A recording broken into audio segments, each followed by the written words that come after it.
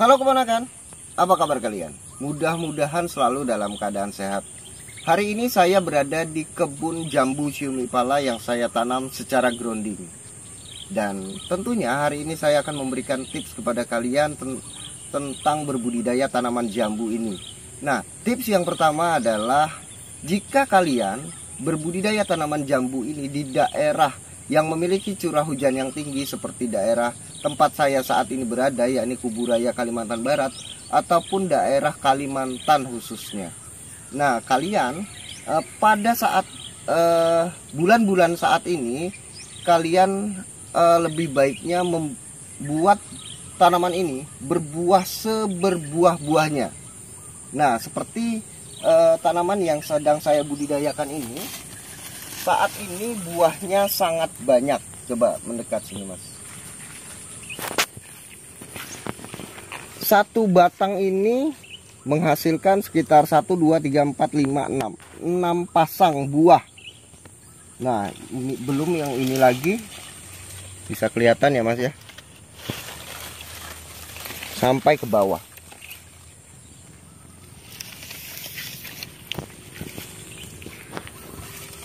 Lalu pertanyaannya, mengapa di bulan-bulan ini kalian harus membuat tanaman jambu Xiaomi pala atau jambu kristal kalian itu berbuah seberbuah-buahnya? Karena di berbagai daerah lainnya itu sedang mengalami musim kemarau.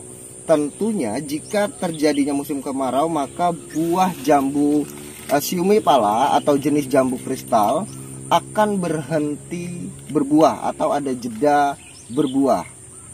Nah, jika itu di daerah Pulau Jawa misalkan, di mana di sana adalah salah satu sentra jambu kristal.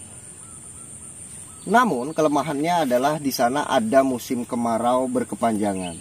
Sedangkan di daerah Kalimantan ataupun di berbagai daerah lainnya itu tidak memiliki musim kemarau yang sangat panjang, paling lama 1,5 bulan deh. Nah, pada saat itulah saat yang baik untuk kita melakukan pembuahan, karena otomatis terutama jika kita menjual buah jambu ini ke penjual rujak, maka otomatis penjual rujak akan mengambil buah di daerah lokal, karena dari daerah Pulau Jawa sana akan mengalami penurunan produktivitas buah dan akan sulit untuk mendapatkan jatah buah. Nah, jika mereka tidak mendapatkan jatah buah, otomatis mereka atau penjual rujak ini tidak berjualan. Oleh sebab itu, maka petani lokal atau petani jambu kristal ataupun jambu Xiaomi pala yang menjual hasil panennya ke penjual rujak harus memiliki produk buah yang banyak pada saat bulan-bulan ini, yang mana bulan ini di Pulau Jawa sudah memasuki musim kemarau. Lalu yang kedua, saya mau memberikan atau memberi lihat kepada kalian buah yang dihasilkan oleh kebun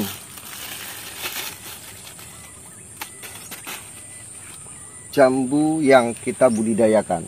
Nah, ini jenis jambu Xiaomi pala, yang mana kalau buah ini memiliki warna yang kuning seperti ini, terus kemudian pori-porinya sudah mulai membesar, maka buah ini memiliki tingkat kemanisan yang maksimal. Nah, pada saat inilah buah pas untuk dipanen. Nah, itu juga menjawab beberapa pertanyaan yang masuk ke kolom komentar tentang kriteria buah seperti apa sih yang pas untuk dipanen.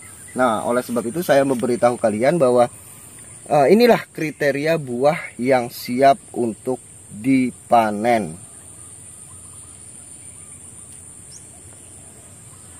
Warnanya kuning, kemudian pori-porinya sudah mulai membesar. Nah, kebun jambu Xiaomi pala yang saya tanam secara grounding ini tidak saya terapkannya sistem rebah. Namun saya pastikan tanaman ini akan terus terjaga tingginya. Saya akan terus pangkas agar tingginya tidak melampaui batas. Karena jika tingginya terlalu tinggi, maka ukuran buah akan terus mengecil. Kenapa tidak diterapkannya sistem rebah? Karena jarak tanamnya sangat dekat, yakni 3,5 kali 3. Nah, ini saja baru usianya 1 tahun sudah hampir bertemu. Bagaimana jika tanaman ini saya terapkan sistem rebah? Tentunya akan sulit dalam beraktivitas. Dan yang terakhir saya akan ajak kalian ke sebelah sini biar tidak bosan dengan backgroundnya. Nah, apa sih fungsi terumbu ini ataupun gundukan ataupun biasa disebut piringan? Nah, jika di daerah dataran rendah, fungsi dari gundukan ini di mana tanaman itu ditanam, yakni untuk menghindari genangan air jika berbudidaya tanaman jambu ini di daerah dataran rendah. Lalu tahapan untuk pembuatan terumbu ini atau gundukan ini ataupun piringan ini itu dilakukan bertahap. Pada saat penanaman tidak setinggi ini, ya secukupnya, yang penting tidak terendam. Kemudian per 6 bulan sekali baru ditinggikan lagi, karena jika di daerah dataran rendah tentu potensial sekali curah hujan tinggi, kemudian air menggenangi daerah yang di mana tanaman ini tumbuh, sehingga potensial sekali terjadinya abrasi. Nah, saat terjadinya abrasi tentu gundukan ini akan menyusut. Oleh sebab itu per 6 bulan sekali baru dinaikkan agar tetap tanaman ini tidak terendam. Lalu fungsi berikutnya adalah jika per 6 bulan sekali itu dinaikkan, kemudian akan mengubur bagian pangkal batang sini, maka bagian yang terkubur tersebut, coba agak lihat sini, bagian yang terkubur tersebut akan menumbuhkan akar. Nah, itu membantu dalam fase vegetatif maupun generatifnya. Nah, jika di daerah dataran rendah kemungkinan terjadinya tanaman ini terendam sangat tinggi, sehingga akar itu membusuk ataupun muncullah beberapa penyakit yang mengakibatkan akar-akar itu rusak. Oleh sebab itu, fungsi dari terumbuk ini adalah memunculkan akar-akar baru, sehingga jika terjadinya tanaman ini terendam, kemudian akar yang di bawah itu membusuk, maka akar-akar yang tumbuh di bagian pangkal ini yang terkubur tadi akan menggantikan fungsi akar yang mati tadi. Namun jika tidak terendam dan tidak busuk, maka semakin banyak akar akan semakin baik untuk tanaman tersebut. Nah, muncul pertanyaan, lalu apakah jika berbudidaya tanaman jambu ini di daerah dataran menengah perlunya gundukan ini? Nah, perlunya gundukan ini, jawabannya adalah perlu, namun tidak setinggi ini, dan itu pun dilakukan setelah penanaman.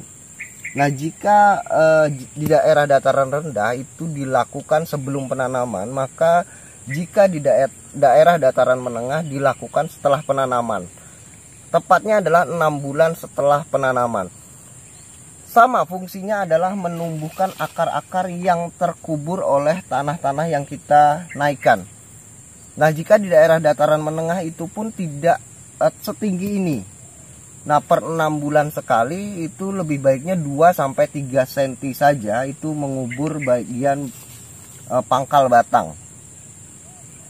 Nah, itu tujuannya adalah menumbuhkan akar-akar baru di daerah pangkal batang ini. Nah, tanaman ini sangat mudah menumbuhkan akar jika menyentuh tanah. Bagian batang yang menyentuh tanah maka akan mengeluarkan akar.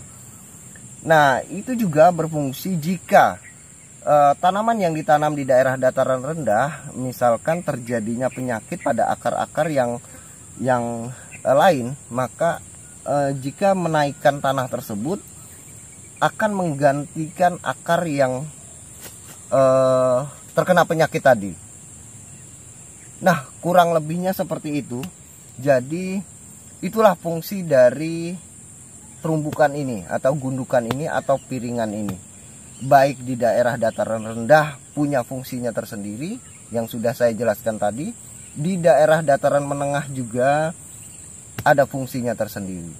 Mudah-mudahan apa yang saya sampaikan ini bisa dipahami dan bisa berguna untuk kalian yang memang sedang berbudidaya tanaman jambu, khususnya jambu siumik pala ini.